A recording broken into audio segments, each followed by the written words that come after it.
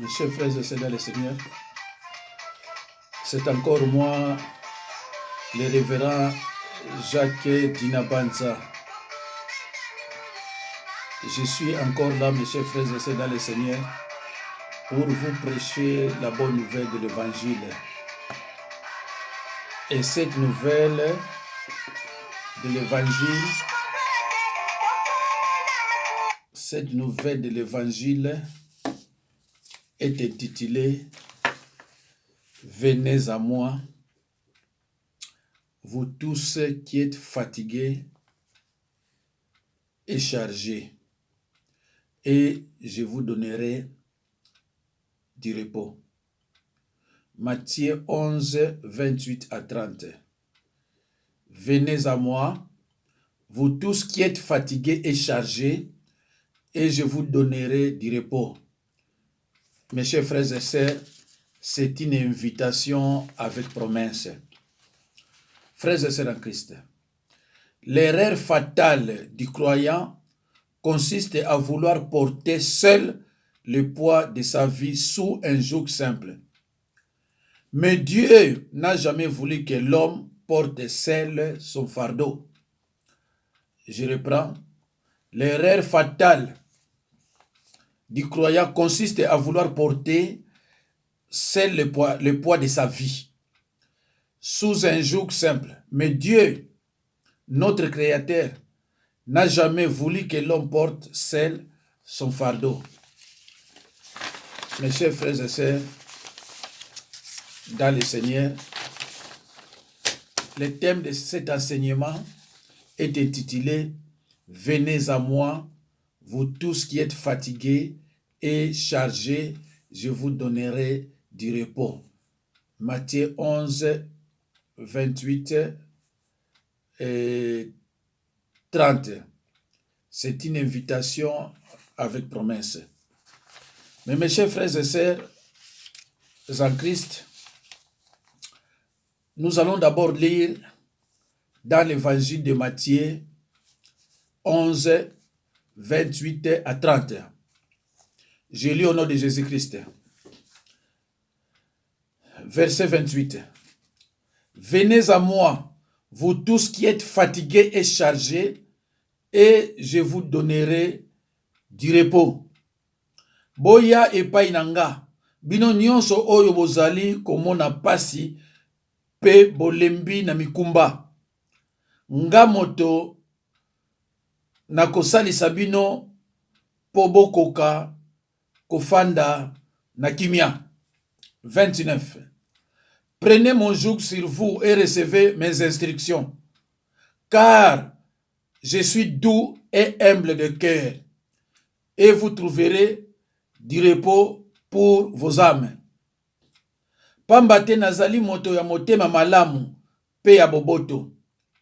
Bozala basali nanga pe boya kozwa mayele epai nanga. Bongo bokokoka kofanda na kimia. Verset 30. Car mon joug est doux et mon fardeau est léger. Kosale langa ezali pasi te, pe mokumba nanga ezali kilo te. Voilà, mes chers frères et sœurs, dans le Seigneur, venez, vous tous qui êtes fatigués. Mes chers frères et sœurs, dans le Seigneur, ces passages nous expriment la volonté de Dieu pour ceux qui sont fatigués et chargés. Dieu veut nous donner son corps. C'est une évidence. Son repos est la promesse pour tous ceux qui sont fatigués et chargés. Mes chers frères et sœurs dans le Seigneur, ces passages nous expriment la volonté de Dieu pour ceux qui sont fatigués et chargés. Dieu veut nous donner son corps. C'est une évidence. Son repos est la promesse pour tous ceux qui sont fatigués et chargés. Frères et sœurs en Christ, Dieu n'est pas celui qui change les déserts en fleuve. N'est-il pas celui qui change les ténèbres en lumière? N'est-il pas celui qui change les ténèbres à lumière? N'est-il pas celui qui crée du néant à l'existence? N'est-il pas celui qui referme ce qui est déformé? Mes chers frères et sœurs dans le Seigneur, face à toutes sortes de difficultés, notre premier réflexe doit être de chercher Dieu et de nous appuyer sur lui. Il y a une histoire dans la Bible, dans 2 Chroniques 20, verset 3, où nous découvrons que un bon modèle d'attitude à développer et à imiter face à la menace de ses ennemis. La Bible dit que dans sa frayeur, Josaphat se disposa à chercher Dieu. Mes chers frères et sœurs dans le Seigneur, face à toutes sortes de difficultés, notre premier réflexe doit être de chercher Dieu et de nous appuyer sur lui. Il y a une histoire dans la Bible, dans 2 Chroniques, chapitre 20, verset 3, où nous découvrons un beau modèle d'attitude à développer et à imiter face à la menace de ses ennemis. La Bible dit que dans sa frayeur, Josaphat se disposa à chercher Dieu. Vous vous rendez compte, dans son état de frayeur, il n'a pas cherché de solution ailleurs. Il a choisi, il s'est décidé à aller vers Dieu, son Créateur. Le Seigneur ne force personne à le suivre, mais il invite: je suis à la porte et je frappe. Mes chers frères et sœurs, dans le Seigneur ne force personne à le suivre, mais il invite: je suis à la porte, je frappe. Mes excuses, mes chers frères et sœurs.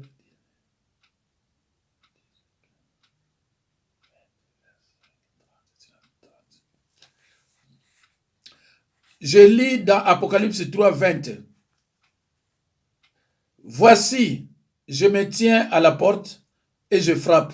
Si quelqu'un attend ma voix et ouvre la porte, j'entrerai chez lui, je souperai avec lui et lui avec moi. Mes chers frères et sœurs,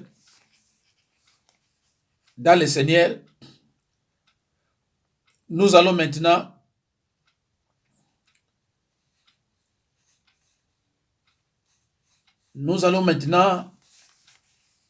examiner les versets de Matthieu 11, 28 à 30. En commençant d'abord par le verset 28. Le verset 28. Venez. Venir à Christ est une expérience décrite sous plusieurs formes. Mes chers frères et sœurs, venez, c'est-à-dire maintenant, ne pas rater l'heure du rendez-vous. Mais mes chers frères et sœurs, pour venir, il faut d'abord croire. J'ai au moins plusieurs versets ici, mais nous allons lire peut-être que 2 versets. Et les autres, vous allez les lire chez vous à la maison. Mes chers frères et sœurs, première condition, c'est de croire. Il faut d'abord croire. Il faut croire que Dieu a envoyé son Fils ici-bas pour mourir pour nos péchés. Il n'est pas venu pour condamner. Il faut d'abord croire que Dieu a envoyé son Fils. Si tu ne le crois pas, et ce n'est pas la peine de mettre en pratique les versets de Matthieu 11, 28 à 30. Alors, mes chers frères et sœurs, venez. Venir en Christ est une expérience décrite sous plusieurs formes.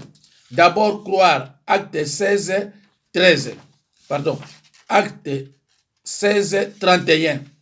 Nous allons lire dans le livre des apôtres, des Actes des apôtres, 16, 30 à 31. Je lis au nom de Jésus-Christ. Seigneur, que faut-il que je fasse pour être sauvé? Paul et Silas y répondirent, crois au Seigneur Jésus et tu seras sauvé, toi et ta famille. Mes chers frères et sœurs, il faut d'abord croire et après recevoir Jésus-Christ comme Seigneur et Sauveur. Si tu ne crois pas, ce ne vaut même pas la peine de recevoir Jésus-Christ comme Seigneur parce que c'est impossible. Il faut croire que Dieu a tant aimé le monde qu'il a donné son Fils unique afin que quiconque croit en lui ne périsse point, mais qu'il ait la vie éternelle. Il faut d'abord croire à ça. C'est pour ça qu'il dit, venez. Ici, nous ne traitons pas, venez à moi. D'abord, venez. Venez, c'est-à-dire maintenant. Ne pas rater l'heure du rendez-vous. Mais pour venir, il faut d'abord croire. Il faut croire que Dieu a tant aimé le monde qu'il a donné son Fils unique afin que quiconque croit en lui ne périsse point, mais qu'il ait la vie éternelle. Cela est écrit dans Jean 3, 16. Deuxième point, il faut maintenant recevoir. Après avoir cru, et maintenant, vous devez recevoir. Alors, pour recevoir, nous allons lire dans Jean 1, 12. Jean 1, 12 à 13. Pour recevoir. Je lis au nom de Jésus-Christ. Mais à tous ceux qui l'ont reçu, à ceux qui croient en son nom, il a donné le pouvoir de devenir enfants de Dieu, lesquels sont nés non du sang, ni de la volonté de l'homme, mais de Dieu. Mes chers frères et sœurs, avant de devenir enfant de Dieu, il faut d'abord croire. Si vous ne croyez pas, mais vous ne pouvez pas aussi recevoir Jésus-Christ comme Seigneur et Sauveur. C'est clair. C'est pour cela qu'il dit, venez à moi, vous tous qui êtes fatigués et chargés. Mais pour venir, il faut d'abord croire, mes chers frères et sœurs, dans le Seigneur. Il faut d'abord croire. Il faut croire que Dieu a tant aimé le monde qu'il a donné son Fils unique afin que quiconque croit en lui ne périsse point, mais qu'il ait la vie éternelle. Alors, mes chers frères et sœurs, nous avons lu aussi dans Jean 12, 13, maintenant, après avoir cru, maintenant, il faut recevoir. Et dans Jean 1, 12 à 13, la Bible dit, mais à tous ceux qui l'ont reçu, à ceux qui croient à son nom, il a donné le pouvoir de devenir enfants de Dieu, lesquels sont nés non du sang, ni de la volonté de l'homme, mais de Dieu. Mes chers frères et sœurs en Christ, après avoir reçu, maintenant, il faut manger. Mais vous le savez très bien, mes heures sont comptées. Manger, Jean 6, 35. Après avoir mangé, il faut boire. Jean 7, 37. Mes chers frères et sœurs, moi je lis que deux versets. Le reste de vous, c'est à vous de lire ça chez vous à la maison. Boire, Jean 7, 37.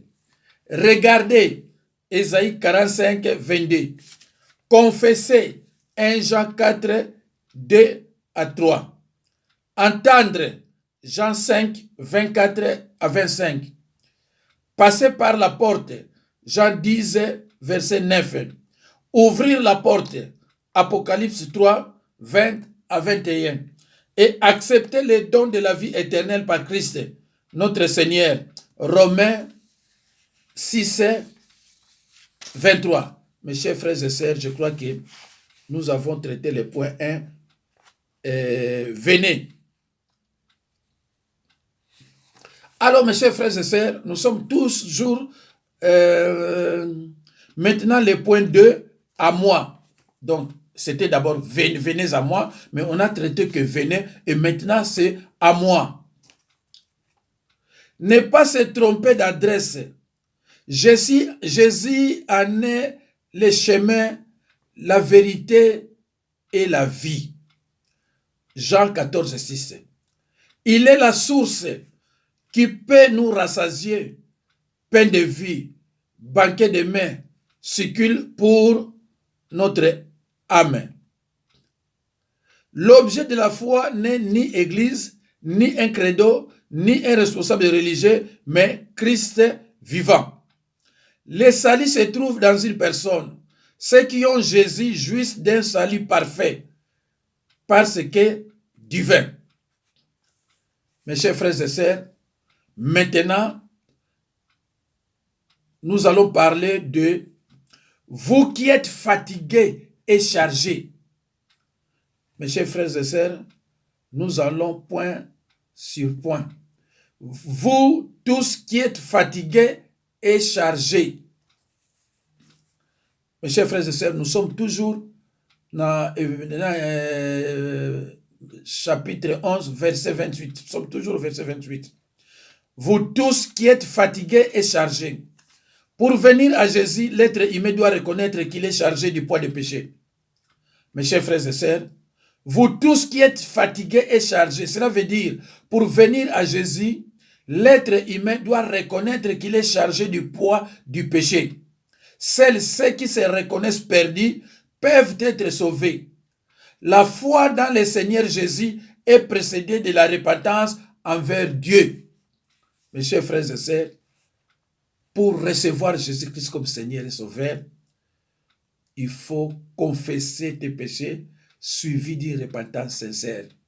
On ne peut pas accepter Jésus-Christ comme ça, que non, j'ai accepté Jésus-Christ comme Seigneur et Sauveur parce que tu es parti à l'église. Non, il faut aller, il faut aller par la confession suivie d'une repentance sincère. Vous tous qui êtes fatigués et chargés, pas d'exclus, tous ceux qui veulent entrer dans le plan de Dieu, vous tous qui avez soif de justice, de vérité et de paix, vous tous qui avez soif, venez aux eaux, même si celui qui n'a pas d'argent. Ésaïe 55, 1. Mes chers frères et sœurs, il faut absolument noter les versets bibliques. Moi, je n'ai pas le temps de les lire parce que mes heures sont vraiment, mes minutes sont comptées. Donc, je n'ai pas le temps, mais je vous explique. Et puis, à côté, il y a les versets bibliques.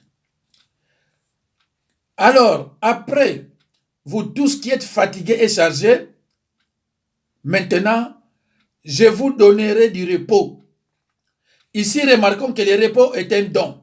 Il ne s'acquiert pas et ne se mérite pas. C'est le repos du salut. On le goûte en reconnaissant que Christ a totalement accompli l'œuvre de la rédemption sur la croix du calvaire. C'est aussi le repos de la conscience. Les croyants découvrent que la faute de ses péchés a été payée une fois pour toutes et que Dieu ne lui demandera pas de payer une seconde fois. Il donne du repos, c'est-à-dire du repos. Je vous donnerai du repos. C'est-à-dire quoi? La paix du cœur, la paix de l'âme. Jésus a promis du repos à toutes les personnes fatiguées et chargées qui se répandent. Venez à moi, vous tous qui êtes chargés, fatigués et chargés. Je vous donnerai du repos. Venez, venez, venez, venez, venez, venez. Donc, Jésus-Christ du repos, c'est-à-dire la paix du cœur, la paix de l'âme. Jésus a promis du repos à toutes les personnes fatiguées et chargées qui se repentent. Si toi, tu ne veux pas te repentir, tu n'auras pas la paix du cœur, la paix de l'âme, pratiquement possible. Il faut d'abord te repentir. Personne ne peut entrer dans le royaume des cieux sans passer par la repentance.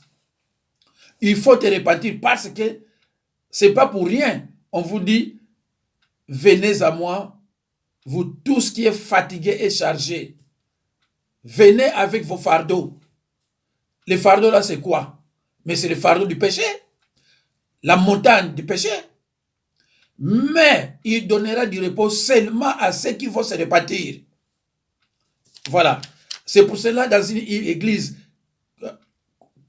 qu'on ne prêche pas la repentance, ça ne vaut même pas la peine. Il faut que chaque fois, après 3 mois, il faut qu'on vous prêche la confession des péchés et la repentance. Maintenant, le point 2,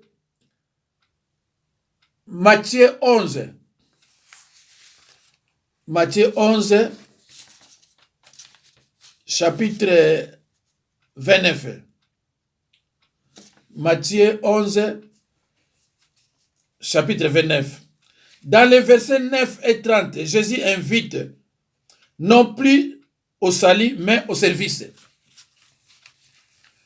Ici, Jésus invite non plus au salut, mais au service. Écoutez ce qu'il dit. Prenez mon joug sur vous. C'est se soumettre à sa volonté de Christ, lui abandonner les rênes de sa vie. Mes chers frères et sœurs, vous allez prendre vos Bibles et lire dans Romains 12, 1 à 2. Nous avons lu dans les versets 29 et 30, Jésus invite non plus au salut, mais au service. Prenez mon joug sur vous. Il dit, prenez mon joug sur vous. C'est se soumettre à la volonté de Christ, lui abandonner les rênes de sa vie. Romains 12, 1 à 2. Il faut lire, c'est très important. 6. Recevez mes instructions. Recevez mes instructions. Lorsque nous avons reconnu sa seigneurie dans tous les domaines de notre vie, il nous forme à son école.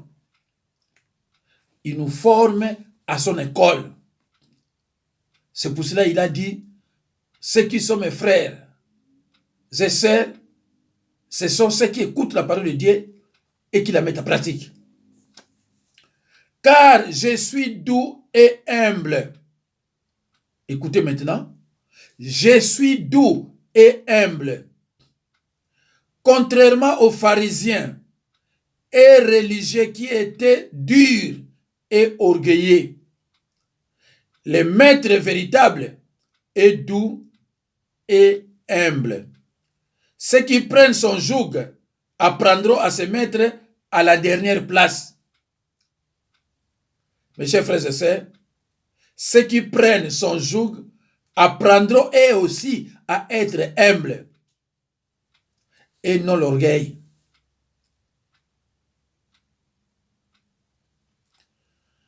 Et vous trouverez le repos pour vos âmes.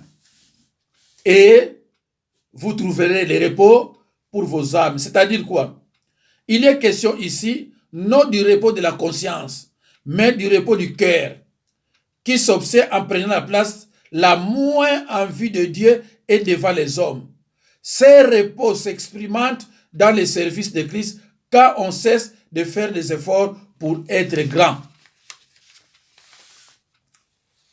Quand on cesse de faire des efforts pour être grand. Donc, quand on est en Jésus-Christ, Jésus-Christ nous recommande d'être humble et non l'orgueilleux. 11:30. Car mon joug est doux et mon fardeau léger. 11:30. Car mon joug est doux et mon fardeau léger. Quel contraste saisissant avec les pharisiens. En parlant d'eux, Jésus déclara, il lit des fardeaux pesants et les mettent sur les épaules des hommes, mais ils ne veulent pas les remuer du doigt. Matthieu 23, 4. Le joug de Christ est léger. Il ne provoque pas irritation et inconfort. Quelqu'un a suggéré que si Jésus avait eu une publicité devant son atelier de charpentier, il aurait pu écrire « Joug s'adapte bien ». Mes chers frères et sœurs dans le Seigneur, son fardeau est léger. Cela ne signifie pas qu'il n'a pas de problème de preuves, de travaux pénibles ou de chagrins dans la vie du chrétien. Mais cela veut dire qu'il ne les porte plus seul. Nous sommes sous le même joug que le Seigneur qui accorde la grâce suffisante au bon moment. Servir Christ, ce n'est pas un asservissement, mais bien un affranchissement. Mes chers frères et sœurs, dans le Seigneur, servir Christ, ce n'est pas un asservissement, mais au contraire, un affranchissement. Mes chers frères et sœurs, dans le Seigneur, le joug de Jésus est léger. Par contre, celui de l'ennemi est lourd. Les jougs de l'ennemi sont des oppressions, des dépressions spirituelles, mentales, psychologiques ou physiques, des lourds pesants, des fardeaux pesants que les diables, notre ennemi, font porter à leurs victimes pour les maintenir dans l'emprisonnement.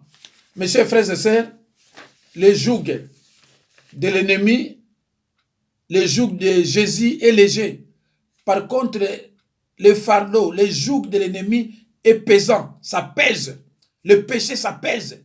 Mais le joug de Jésus-Christ est léger, doux et léger. Alors, mes chers frères et sœurs, Matthieu 11:30, je reprends. Mon joug est doux et mon fardeau est léger. Kosale langa ezali pasité, pe mokumba nanga ezali kiloté.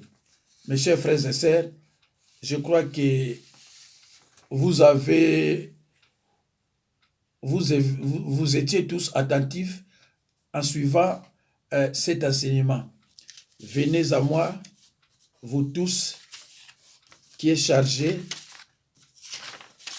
Alors, mes chers frères et sœurs, c'est la fin de cette prédication. Comme